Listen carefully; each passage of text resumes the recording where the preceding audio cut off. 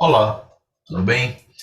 Nós lançamos um vídeo sobre as questões que envolveram um expositor e médium baiano e as questões de adesão a um pensamento da extrema-direita. E afirmamos que não se poderia professar o espiritismo e até em termos da posição, digamos, política, ideológica de um espírita cristão, sem se verificar, obedecer, atender ao foco da lei de justiça, de amor e de caridade.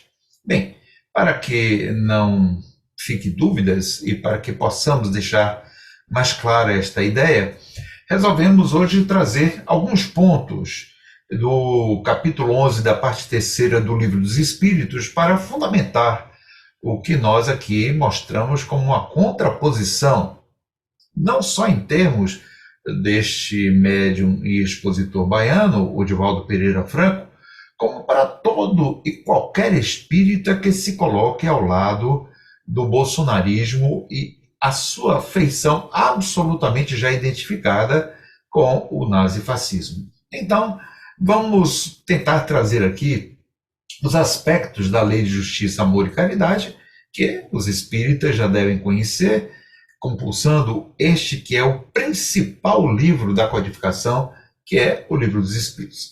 Vamos então trazer aqui algumas pontuações e vamos abordar mais rapidamente essas pontuações, só para deixar mais claro, e pretendemos, num futuro breve, no próprio Cefas, fazermos uma exposição sobre estes mesmos pontos que vamos trazer aqui, só que considerando de forma mais ampla e mais pausada. Mas vamos aqui trazer algumas pontuações e vamos começar com estas pontuações. Vamos lá. Na questão 873, nós temos uma abordagem sobre o sentimento de justiça, se esse sentimento ele é artificializado ou se ele é natural. E os espíritos respondem de forma primorosa que está na natureza, que ante toda a ideia de uma injustiça, nós nos revoltamos. Portanto, injustiça é algo que precisamos ler na nossa realidade. E onde há injustiça? Há injustiça toda vez em que uma lei não é obedecida, toda vez em que uma lei, mesmo sendo lei, ela é legal, mas não é legítima do ponto de vista da moral cristã, da ética cristã, e toda vez que pessoas, seres humanos, se veem colocados em um lugar de tão profunda desigualdade que fica patente que é uma sociedade que coloca este indivíduo numa posição infeliz, e vamos ver isso aqui um pouco mais adiante. Portanto, o conceito de injustiça é bastante amplo e, naturalmente, que o governo que deixou o país recentemente e todos aqueles que seguem este governo, esta lógica bolsonarista é profundamente injusta. E aí, dizem os espíritos para Kardec que o progresso moral desenvolve o sentimento, mas não dá. E que tem homens simples, que não é tão culto, que não tem grande formação acadêmica, tem noções mais exatas de justiça do que aqueles que aparentemente têm um grande saber. Vamos então para a questão 875A, sobre como se compreende a noção dos direitos na sociedade. Isso é importante porque a gente sempre fala em direitos e nos esclarece o pensamento de Immanuel Kant, perdão, que há na sociedade o conceito da jus ou da ius, ou seja, há o conceito da justiça. Toda vez para Kant em que a ética, o que ele chama de ética, essa compreensão internalizada de justiça, de relação correta com a vida, com a sociedade, com as pessoas, aquilo que acabamos de ver na pergunta anterior, na questão anterior dirigida por Kardec aos espíritos, nós acabamos por necessitar de justiça, de um corpo de leis, a chamada ius. Então, aqui está a noção dos direitos na sociedade. Corresponde a ius, não necessariamente aquilo que é da natureza interna do homem como filho de Deus. E aí os espíritos dizem se a gente não precisa avaliar se nossas leis, que são imperfeitas, não estão bancando direitos iguais aos da Idade Média. E sem dúvida que as sociedades capitalísticas ou capitalistas mais arraigadas e pouco educadas na relação com a riqueza, com o poder, com a produção, com o trabalho, sim, vivem na Idade Média. Estamos vendo aí denúncias de vinícolas que estariam utilizando o trabalho escravo ou na modalidade de escravo com pessoas terceirizadas. E sabemos, quem já teve alguma ou tem alguma relação com o mundo do trabalho, que terceirização equivale basicamente, não é todo o caso, sim, mas basicamente, na sua grande maioria dos casos, a exploração da mão de obra, como na Idade Média se exploravam os suzeranos, os que eram ou que viviam às expensas dos grandes senhores feudais. Né? Agora, vejam o que os espíritos dizem. Direitos antiquados. Esses direitos que já se foram parecem monstruosos, mas na época eram justos e naturais. Ora, atualmente, a exploração do trabalho, a acentuação da concentração de renda parecia natural nos governos passados, no Michel Temer e no Jair Bolsonaro. Tanto que o Brasil, neste período deles dois, fez uma enorme concentração de renda, em detrimento do empobrecimento da classe média e dos mais pobres. Daí o Brasil ter voltado ao quadro da fome, como as estatísticas demonstram. Então, os espíritos ainda dizem, não é sempre de acordo com a justiça. Aqui falamos da justiça da lei natural, não é da justiça humana, o direito que os homens prescrevem. Então, a justiça divina, ela propõe a igualdade. Ela propõe a aproximação mais possível com a igualdade e não com a diferença. Este direito, dizem os espíritas, regulam apenas algumas relações sociais, mas noções mais exatas de justiça às vezes escapam da nossa percepção. Vamos para a próxima pergunta, 876. Como se compreende a noção dos direitos na sociedade? Olha o que os espíritos respondem formidavelmente. Disse o Cristo, queira cada um para os outros o que quereria para si mesmo. E a gente fica perguntando quem gostaria de ficar catando gordura, pelanca de galinha, de carne em lixo. Quem gostaria de chegar em um hospital e não ter ninguém para atender e você precisar pagar com o fim do SUS? O que a gente pode pensar em programas em que a Minha Casa Minha Vida, destinada à população mais pobre, está sendo ou foi manejada para pessoas que já tinham casa e que, conluiada com governos ou com governo sem caráter, sem dignidade moral, entrava no programa para adquirir mais. Então, dizem os espíritos, no coração do homem imprimiu Deus a regra da verdadeira justiça. Então, se imprimiu em nós a regra da verdadeira justiça, quando apelamos para uma justiça falseada, em que há falcatruas, em que há humilhação, em que há pedras, nós estamos contrariando a lei de Deus. E nós temos que ver ou desejar ver respeitados os direitos de cada qual. E a primeira coisa é o direito à dignidade da vida humana, o que naturalmente a extrema-direita, como a extrema-esquerda também, em nenhum momento respeitou. Vide todos os governos de extrema-direita que já tivemos no nosso planeta e que estão retomando.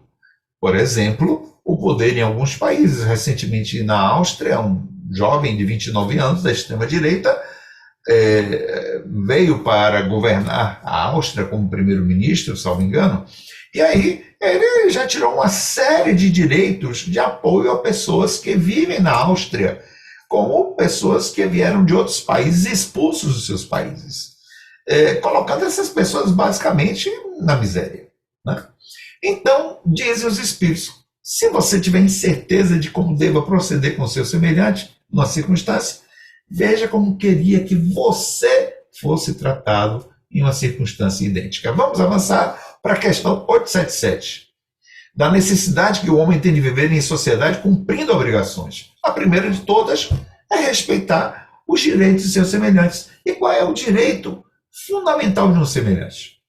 A dignidade cidadã, a ter comida, casa, sistema de saúde, educação, ter direito à previdência, ter direito a esgotamento sanitário, a uma vida digna de um semelhante. É isto que é o direito, defendido pela Declaração dos Direitos Humanos na ONU. Quem respeitar esses direitos vai sempre proceder com justiça. Quem não respeitar, não está procedendo de acordo com a justiça, repetimos, a justiça da lei natural, não é da justiça oficial humana. Nem tudo que é legal é legítimo e ético. Temos que distinguir entre o que é legal e o que é legítimo. Legal é um conceito prático, é um conceito do que está na fria letra. Legítimo é aquilo que a consciência humana, e principalmente para quem é espírita cristã, accede, porque vê nisso a ética, a conduta ética. Quem não for cristão, que seja a ética humanística.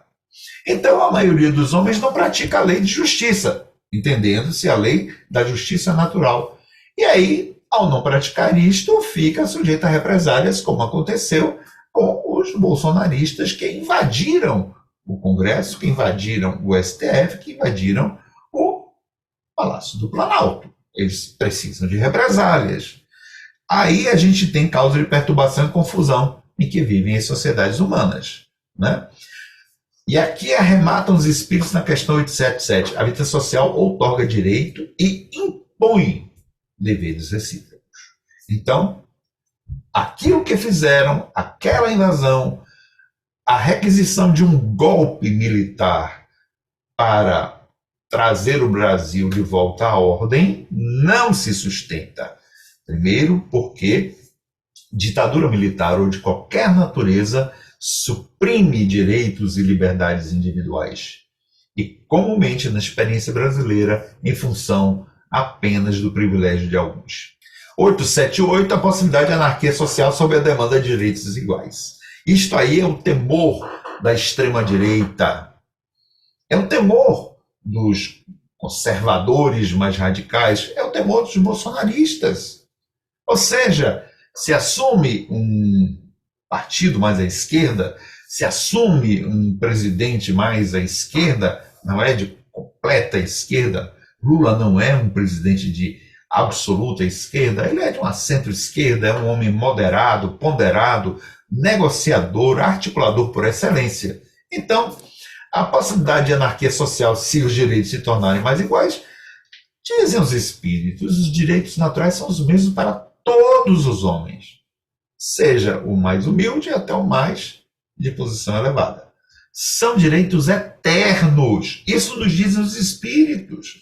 Direitos iguais são direitos eternos. Então, quem defende um governo que estabelece privilégios como foram os governos de Temer, como foi o governo de Temer e de Bolsonaro, e todos aqueles que defendem direitos desiguais, que estabelecem camadas e aprofundam as camadas sociais nas diferenças, privilegiando alguns poucos, está apoiando uma lógica de gestão governamental que não se coaduna com a lei de justiça, amor e caridade. O que o homem estabeleceu, perecem os direitos que os homens estabeleceram, perecem com suas instituições. Então, um dia vai desaparecer. Nós tenderemos à igualdade. É isso que os espíritos estão dizendo. Cada um sente bem a sua força ou sua fraqueza, e saberá sempre ter uma certa deferência para com os que mereçam por suas virtudes a sabedoria. Sim, não vai haver uma igualdade absoluta, porque tem pessoas que têm mais competências, qualidades, que alavancam a sociedade, enfim, que contribuem. Isto, pessoas que não sejam doentes espiritualmente e psiquicamente reconhecem. Sabem que tem pessoas que alavancam as situações, que têm uma condição melhor, que colaboram mais. Agora, o problema é que esta diferença não pode ser muito grande. E quem esteja nessa posição também não vai ter a sanha de acumular mais para si por causa das suas qualidades. Aí nos dizem os espíritos, a subordinação, então, não se achará comprometida quando a autoridade for deferida, olhem só, a sabedoria, não a competência, a competitividade, a meritocracia, esses valores que são típicos da sociedade capitalística, principalmente a sociedade capitalista financeira. Não se trata disso. Se trata de o que se produz, o que se traz para a sociedade estará baseada na sabedoria que cria a reverência por aquele que tem esta qualidade a mais do que outrem. Nos colocam os Espíritos. 879, sobre o caráter do homem que praticasse a justiça em toda a sua pureza. Está aí. Não podemos esquecer de Jesus, que é o maior exemplo, o verdadeiro justo. Então, quem não toma Jesus como modelo, estou falando para quem é espírita cristão, não é espírita especulativo, não é espírita simpatizante, não é espírita intelectualista, não é? Porque o espiritismo ele tem o aspecto moral que transcende, tem um aspecto filosófico e tem um aspecto científico. É um campo de saberes que se integram da melhor forma possível. Então, não podemos deixar esse aspecto mais profundamente espiritual, espiritualizado, tendo em Jesus a nossa figura máxima, tendo em Jesus o nosso condutor. Então, sem a gente pensar no exemplo de Jesus, não podemos pensar na justiça, no amor e na caridade. E a gente vai achar que este bloco de pessoas que atendem ao bolsonarismo tem em Jesus o exemplo? Só se for como uma brincadeira e uma grande piada. Questão 884, o caráter da legítima propriedade. Esta é fantástica. Olhem só o que está aí. Propriedade legítima, só que foi adquirida sem prejuízo de outrem.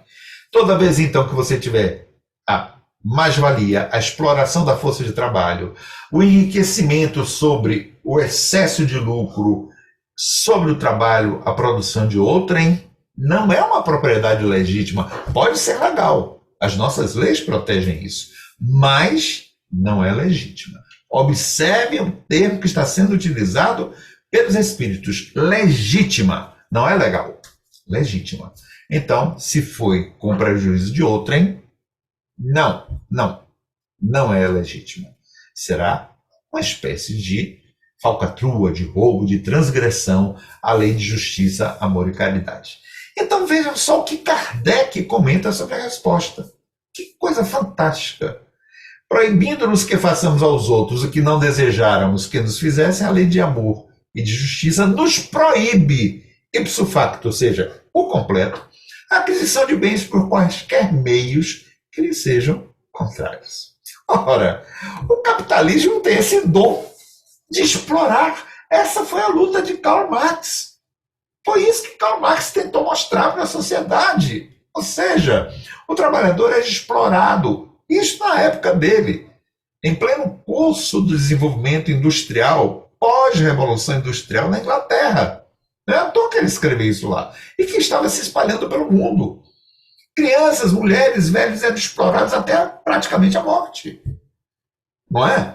Então, isso passou? Não. Está aparecendo por outras formas. Por múltiplas formas. Então, quando você tem a exploração do trabalhador para ter o excesso de lucro, que é o pensamento fundamental da grande, esmagadora, prevalente maioria das organizações produtivas com base no capital, produtivo, que hoje é diminui, e principalmente o capital financeiro, que não emprega ninguém, só faz rodar face de valor de uma moeda, não coloca ninguém para trabalhar, é uma contravenção absoluta à lei de amor e de justiça. E isto nos deve ser proibido, fala-nos o codificador. Temos a questão 885 sobre o ser ilimitado direito de propriedade. Observem, tudo que, olha, não é legalmente, é legitimamente, quer dizer, tudo que está dentro de uma órbita ética correta, sem que haja prejuízo de outrem, é legítimo. Então, aí se constitui uma propriedade válida, legítima.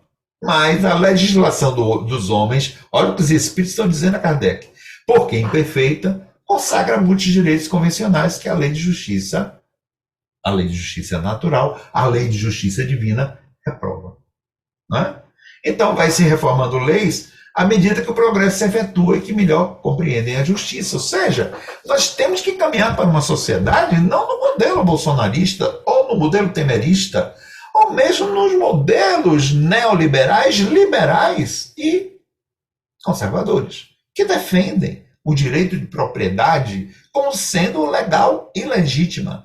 Só que não é, porque essas bases de pensamento, elas defenestram o direito de quem trabalha, porque estabelece o princípio do lucro, o princípio da sociedade com base no liberalismo comumente econômico, e no liberalismo econômico comumente nós temos um sistema grave de exploração do trabalho do trabalhador, quando não da suspensão do trabalho do trabalhador para se colocar máquinas porque ficam mais baratas do que um ser humano.